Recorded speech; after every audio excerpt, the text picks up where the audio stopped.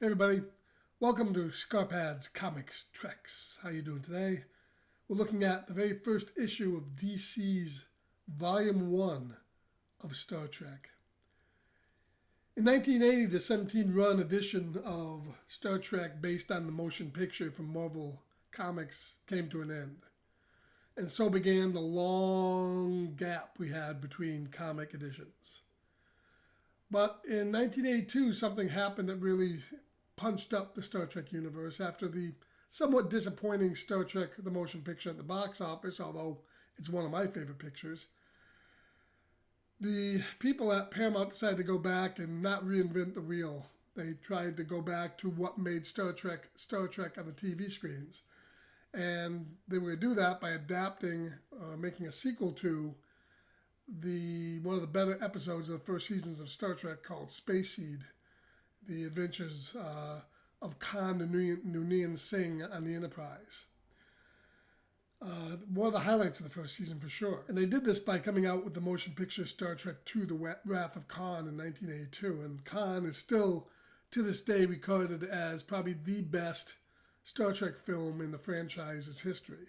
So in 1984, when it came to relaunch Star Trek onto the comic scene, DC picked up the comic mantle and came out with their first comic book based on Star Trek The Wrath of Khan, or the events after Star Trek The Wrath of Khan. And specifically, this book picks up after Mr. Spock gave his life at the end of Wrath of Khan. Spoilers for those two people that haven't seen the film yet. But the interesting thing about this book, and what makes it my favorite and what I think is the best run of Star Trek in comic books, would be that they were free to explore not only everything that happened in Star Trek The Wrath of Khan, but they could go back to the events of the TV series if they wanted to. In addition, this book would also feature the first new original characters in the Star Trek universe. It wouldn't just be limited to the crew we saw in the movies and the TV show. The thing about the motion pictures adaptation of Marvel is they only had rights to do what was seen in Star Trek the motion picture. They couldn't do anything from the old TV show. They couldn't do anything other than what was in Star Trek the motion picture, which means no new original characters. Like a lot of these books are written by the trio written by Mike W. Barr with artwork from Tom Sutton and Ricardo Villagrán, they became somewhat synonymous with this first run of DC comic books. And their artwork is good. I mean, it's faithful to the movie. It gets the job done. And it's very 80s. If you look at the 80s comic books, things that came out in the 80s and 90s, this really had the look of those books. So we basically pick up on the Enterprise after the death of Mr. Spock. And this comic book did an excellent job, and a tough job, of following up Star Trek II, The Wrath of Khan after Spock's death, not knowing what was going to happen. I mean, at this point in time, Star Trek III wasn't really, written. We didn't know Spock was going to be returning. And then once we found out Spock was returning, the search for Spock in number 3, they had to walk a very fine line of not being able to show the events of what would transpire down the road. And also, once Spock did return after that third film, which happened during this run of the comic, they had to bring him back to the Enterprise, integrate him back into the crew. And if you've read any of these books, they do a fantastic job of encompassing that time period with all the unknowns and then creating their own stories. In fact, it was during this run of the book that the whole fantastic Mirror Universe saga took place. And it's probably still to this day the best iteration of the Mirror Universe stories, and there's been a lot of them in comic form.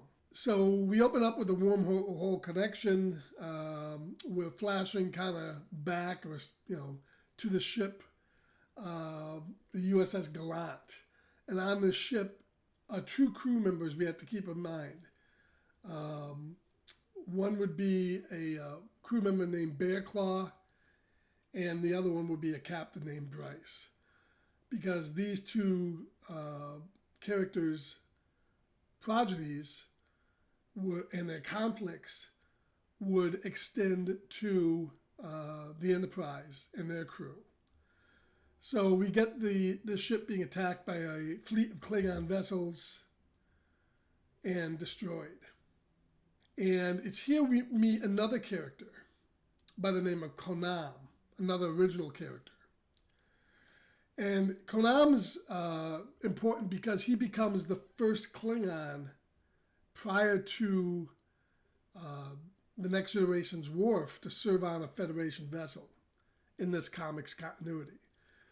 And one of the Klingons we see here is Koloth, good old Captain Koloth, now looking like his movie counterpart. But we saw that in Deep Space Nine as well. And they destroy the Gallant, and Konam is that rare Klingon with empathy toward humans. Doesn't make him fit in too well with the rest of his brothers. So while they're all complying to the victory over the Federation, he's horrified by the events that he sees. Meanwhile, Kirk, after the events of Wrath of Khan, is meeting with Starfleet Command, and he's expecting to be penalized for what he did. Instead, is demoted but to captain and given back the Enterprise. And there's this great scene where Kirk calls up to the ship and tells him that he's been reassigned to the Enterprise as captain. So, meanwhile, Kirk has to deal with Saavik, and Saavik is nothing more than an open reminder that Spock's not there and his friend is dead.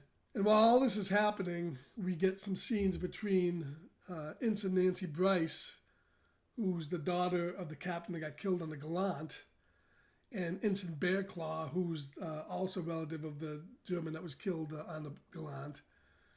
And he blames Bryce for his relative's death. And we get this little scene where he gives a backhanded slap, something you probably wouldn't see in a comic book today. But then she ends up kicking his butt and running into Captain Kirk. And Kirk has the scene that we've seen in many Star Trek episodes since, the dressing down of the crew and then trying to find out exactly who started the fight. Well, he's still having problems with Saavik, and they run into the Klingons, and the Klingons have a new capability of vanishing within the sensors. They don't think it's a cloaking device, but they don't know exactly what it is. And Konam here is the one that saves the Enterprise by, dialing down the assault and making his shipmates think it's a problem with the ship. Kirk is none too happy about what's happened during this entire battle, and he gives flack to Saavik. And we get several pages of battle scenes here and the destruction of the Klingon fleet, which is really, really good.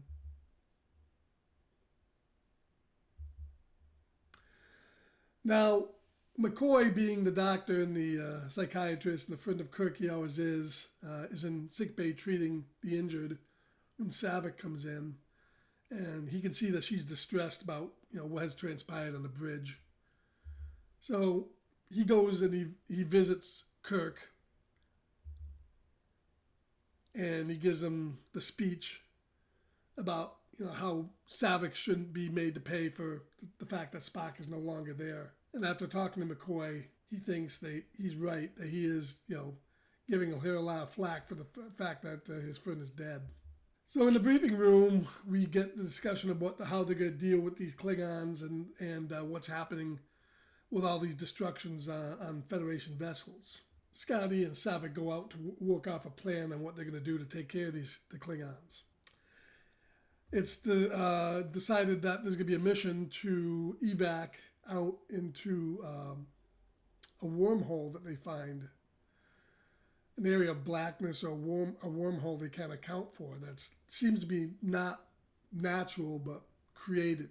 Kirk wants to alleviate tensions on his ship. He decides to tap Ensign Bryce for this evac, while Saavik takes a shuttle with a warp-driven sled into the wormhole. So while the sled's prepared and Kirk and Bryce prepare to go out into space, Saavik goes in and goes into the mouth of the wormhole, creating the ability of Bryce and Kirk to get in unnoticed. And when they do get into it, what do they find? A Klingon space station. Next issue, the only good Klingon. Star Trek issue 1 from DC Comics is a fantastic comic. If you don't have this book, it's really tough to find now in entirety. You can get them. They're not that expensive when you find them. They've been collected in various forms in trade paperbacks, and I know they are available through Eagle Moss through their collections. I know the trade paperback, I think, is mostly collecting some of the event arcs like the Mirror Universe saga. But if you could track down this run and these issues of all the Star Trek comics, I would recommend this version of it. It lasted 56 issues and pretty much maintained fantastic quality throughout. And the interesting thing is that the annuals for some of these for this run are some of the best stories that you'll find, flashing back to the end of the 5-year mission and the beginning of the 5-year mission. And they have some very good stories. So if you can find this run, I really recommend it.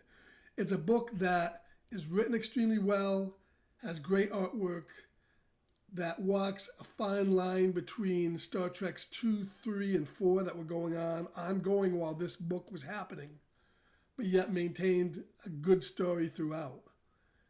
Well, thank you everybody for listening to my review and my analysis of DC's Star Trek Volume 1. If you have any comments about anything else you'd like to see or other comic books that you'd like reviewed, leave them down below. And once again, like we always say on this channel, keep reading, and keep on trekking.